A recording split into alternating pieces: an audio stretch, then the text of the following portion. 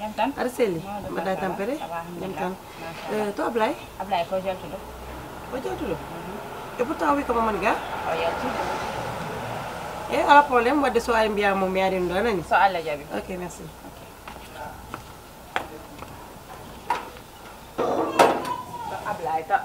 Ablaye tan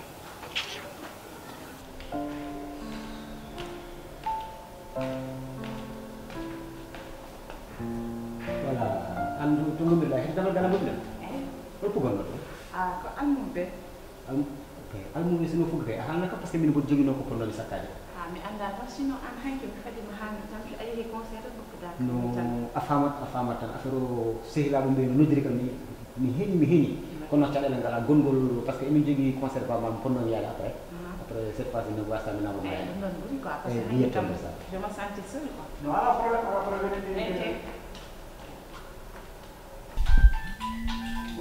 malah dia mau isan dulu. No.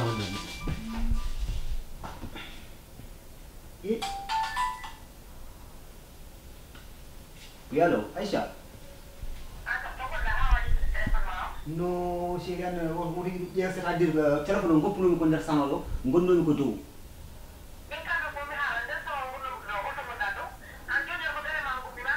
Hold on. Min bari mi galle do? No.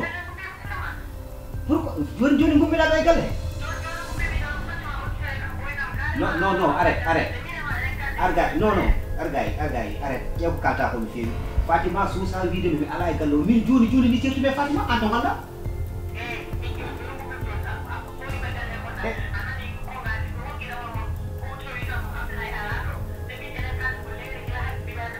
Wima holdum no. Wima joni arto gay, arto ko mi galle. Pourquoi? No. D'accord, ala problème. Mami notite inchallah. No ala problème. Min Fatima wawa yawade mi la non, mi jabat habbi. Fatima! Argay. Non, c'est pas vrai. Min non vraiment o do non no burtina quoi. En gedde min wawa dum. D'accord. Good. Fatima, jimmi ko kalna kam gedol bote. An pourquoi Aisha arado min wona galle Aisha namdo ma min hoto ngomi biyama ala do. An Aisha halko wotte do o de heure subaka lawdo o mo are mo wada yimbe be dérange mo funga be ko. Aisha no wona dérange. Mo wada min dérange subaka law yimbe be na dan. Imeta maju Aisha. An mo andi ma Aisha. Aisha holko fotta woni wadda galle he. Aisha addu dum e galle he ko mi walla a yigiti Aisha ko jamadam. An mi jodo Aisha ganda Aisha na arado nuit et jour njiya ko kaldume Aisha ko hande ndurtuda ari wi ko Aisha ko botte galle mais an holko na ko woni qu'est-ce qui se passe holko Aisha wadma en fait min mi halande dum don fof hanki jamme mi fadi ma ha mi tampi no jaada concert de non mi yani ma ko horam de woni koy musse dum tahi hande mi defani botari jinno mi ko so boy sa Allah je njehen resto ko ngota den ton dum jitni ko an carrément ko hala Aisha ada hal kam hala botari. Bon, je t'attends pour le resto.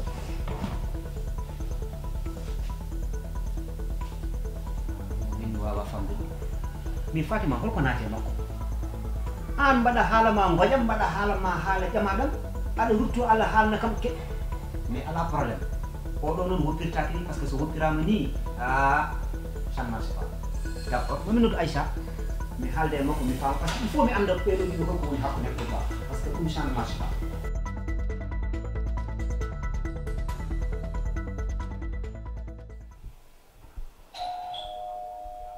Penda yew ne kam bonde damalo buddi ton mo non kam joni do wona tan koy sonde hawdon jodi odon jidi no fly ha burti bismillah ayo dalam ma copine ko ça va comment tu vas ça va bien day tampere bismillah ni nam badda won ko heddire ko ni hebno waay Ablaye garbiɗo ma e laata saydinande gonga onan min mbiɗo minen ngal min dal mi rewi galle Fatima uddi Sénégal min dat lay ko Ablaye yalti o yalti jaami 2 pas 3 pas noddumami téléphone oy kam o yaltani omoni galle mi wara tourné mbimi je ne peux pas retourner mi wawa ruttitade i aɗa wawno ruttitade noon an sehlam Aissa kam ko pamɗa e muɗum Fatima de gueɗe makko ɗo yiiɗi wadde mi famani par ce que o fotani wiide o ala ɗon to mbeɗa ko hol fol fandare makko e ɗum ɗon kosam ɗam dal wonko ɓawlata hen min de somi hulani sehlam mi wima Fatima ko jiɗɗa ko ɗum woni ko yiɗi ha i yidde ko yiɗde de ɗon noon moƴƴani yo tagui ɗon koyngal makko soko nde hitan makko fawi ɗon fewani ɗum ɓurmi sikkude noon kono mi haalnoma ɗum fof addani kam ɗo hande dal on nouvelle belɗo mo gaddanmami namin Ablaye jowatno haalde arde pour waɗandemo ɗum haalnoma kadi ko jam jam ɓoro e salam kammi daña laa mi mbaɗi décidé wadde mariage amen min ɗiɗo ayo haalta ko ɓuri ɗum welde billahi ɗum welde en tout cas dal min mbaɗi dépasse hankde ya garta o min wima noon min de hande ko ɓuuri mi weltade yiyatake e aduna ayi antane Ablaye ayi te aduna fof ne andi gilli mon nimmi ɓe ɓoyde aduna ko meere ko heddi fof ko kecce min wima noon aɗa faami billahi ƴeew ɗon ari ha ɗo timma de ayi sinno ko sagam noon fofam alhaalam fof koye jungo makko wonde hande mi ala ɗo ɓurɗo kam ɓattade eɓe ɓurmi ɓoydude eɓe ɓurmi gar ɓurɗo kam andude walla andude ko fewnata avenir am ko hatengtema mbeɗa yima en jiɗodiri en ɓoydi en tout cas min dal nde o haalni kam nouvelle o mbiyomi ko hami ara e ma alhaali o fof koye makko wonde ɗini kadi ko so mawni ko ari ɗummi pat mawni ko presque woni koye lawol tino ari inchallah yalla newno mbiman gueɗe foof mbimam ko parde ayi te so Allah jaaɓi kala ko miijiɗa tan ene feewi ko noon mbaɗirte xew mawɗo mi wiyanoma ni xewde national mais international jiɗi ɗiyo aduna ko mere ko heddi ko fof ko kecce aɗa ko jinmi haalande nouvelle o e welde jinmi ko pewnen ha feewa kono noon taw wona kewmo hande jamano koko muusi sen mbi eɗen mbaɗa tan no ardini tan mbaɗiren noon ko ɓoyi tan en tampati jinmi ko mbaɗiren jam jam mbaɗen kumal simple wallahi kumal simple nodden personnalité ji ɗi fof ngara pewnen ha feewa ande ko an yontano ko ɗum jinmi ɗum ɓuranno mbaɗen kumal simple ko ɗum ɓuranimi hande aduna o fof ko ɗum waɗata a yiyani joguiɓe jawdi ɓe a meeɗiɗe hande mbaɗa kew a meeɗiɗe yusudude noon a meeɗiɗe bambale noon ko ɗum waɗi noon par ce que sa woni joom jawdi a bonnata ko enen kay miskineɓe enen tan mbaɗata buju tan ha bujo tan garten joɗɗe Ablaye ɗo hono fof mi notoma andene Ablaye hono notoma o woni koye arde de mbaɗandi mbaɗa woni koye wiide wañe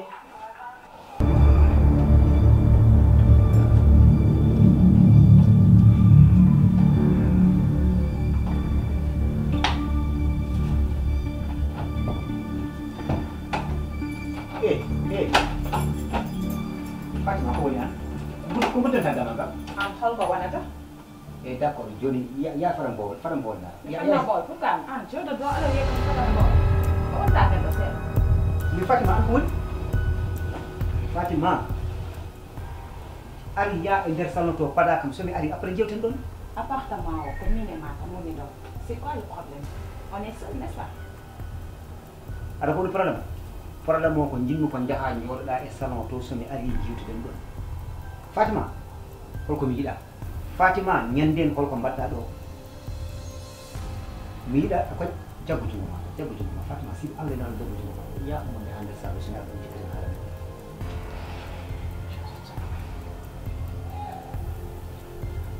chemise ma o ne joni e chemise am no yori ana Fatima meta an miijota pan Fatima meta a anda un jour viendra Aïcha ko ɗo fayi te an ñanden a waɗi auto handam s'il te plaît haala Aïcha min mi wondaka Aïcha pour moi elle n'existe même pas e joni kanko o wonani kono joom galle ma ene woni te jinmi ko mbaɗa attention ko jahata ko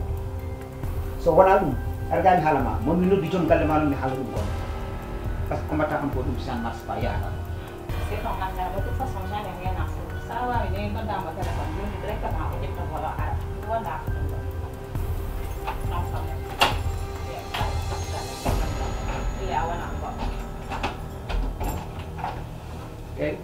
joni kam makama ɗo wawi yaawi seese kam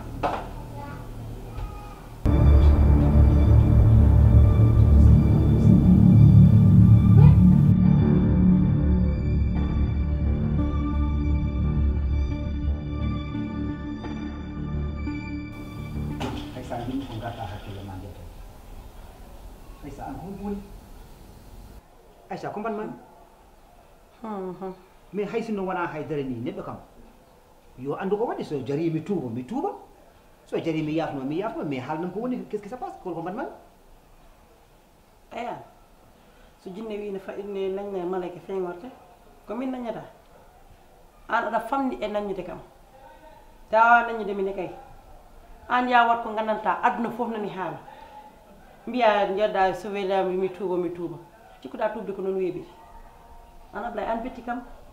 min an to pawnomami ɗo feccinande a wonani ɗo an to ndewdumi e ma ɗo ko gurduɗen ko ha gandata ko phase terminal rek heddi mbaɗen mariage men ala ko joɓata kam min ko jommani ay min ɗo joni ɓerdam nde koko heewe ma ha ko jimmami haalde ko sawa ɗum haalde arganimi haala ma eyyi ɗo fawtu jungo ma ngo mais Aïssa argani haala joni mbimi ya fawtu jungo ma ngo joni argani wona ko affaire mariage wonno sa yiiɗi mbaɗen ɗum janggo eyyi pus kala ala jaggo ɓandu ma ndu kala correctement auto memam mais Aïcha an aɗa ɓurtina de au contraire ko an woni ɓurtinɗo o mais ko woni ko mbaɗɗa ko jirani ko mbeɗa jooɗi ɗo mbeɗa wima ko ni e ni mais an mawɗo ɓuuri andude belde e jimdi mum an aɗa andi ko mbaɗɗa ko très bien ɗum noon jarani ni ko mbeɗa haala te kay ko ɓuurimi ko kalantumami ko ɓuuri judde ko e raɓɓidde ko holɗum mariage wonno hakkude men wona ko gilli wonno hakkude pour en gon mariage yen mbaɗ mariage ha joni min bogo mi pari hen soko min tan goro ƴakkitaki an micco ko kalta ko de ko min kaldata de Ablaye kaldata Ablaye ummo ɗo holi on mi natti wawde ni hay yiidemo ummo ɗo haɗemi wadde komi yiiɗa wadde walla mi haala ko ɓurti ummo ɗo kokka kam jaaha Aïcha min Ablaye mbiya kam min ummo dow eyyi ko an Ablaye mbimi ya ummo ɗo jalta boowal est ce que a nimsitta ko kalta nimsidde ndem nde mbatta bonde made a nimsitade min mi nimsitta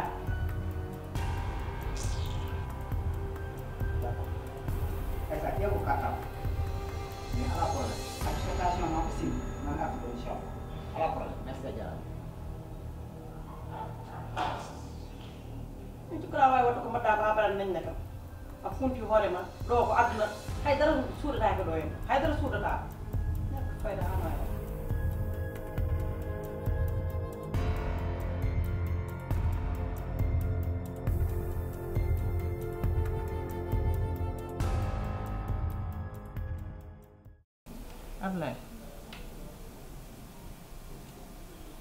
Ablaye aɗa ko noddirmami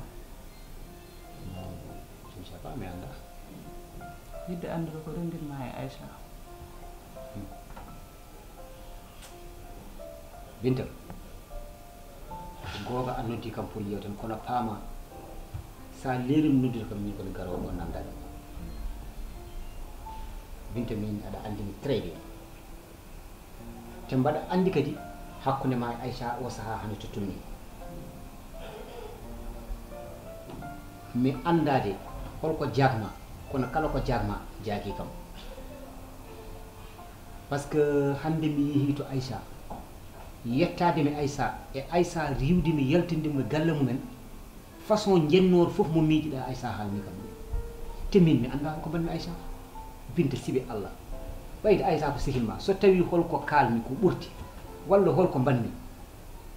gollam kalna kam min ko baddumi Aïcha sa andi ha andanam min de mi anda ko banmi mi anda kadi ko rendini min sérieusement mi anda qu'est ce qui se passe ɗum waɗi noddumami sabu Aïcha min jewtidi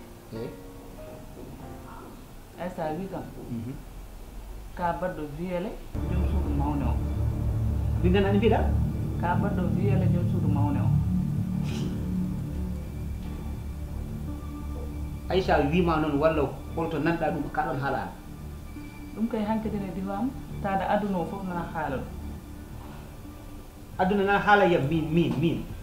meta Aïcha anda on ko joom suudu mawna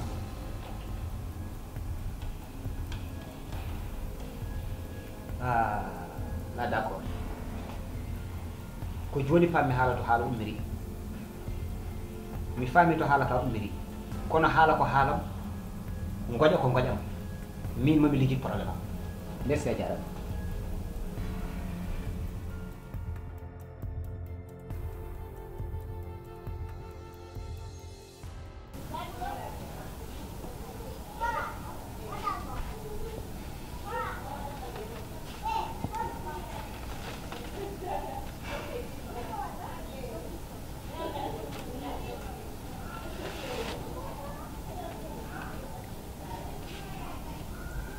Allô, oui, mon cœur, comment tu vas? Ça va, je vais bien. Et toi, comment vas-tu? Affiné Jam. Ça va.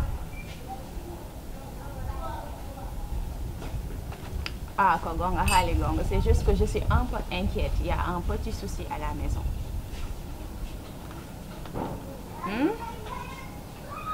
Bida? Minna nani mo no fewi de. Allô. Mimi. C'est par rapport à ton grand frère. Oui, ton grand frère. C'est que dès que balde fof o yidi ko yande dawam quoi. Wallahi. Ah, mine vraiment, je l'ai dit non, je n'en peux plus. Ah, je sais pas. Il faut que tu viennes régler le problème. Parce que là, moi, j'en ai assez. Bon, à mon dos, c'est juste que dès que il faut que tu coordonnes le Soudan. Anani, je ne sais pas si ni fini tant, ni non. Quand la porte était ouverte là, en fait, il s'est entré dans ma chambre, voilà quoi, au Dominicain quoi, voilà. Non, il n'a rien fait, c'est juste que, en fait, je suis un peu inquiète. Parce que là, même, la situation est un peu grave.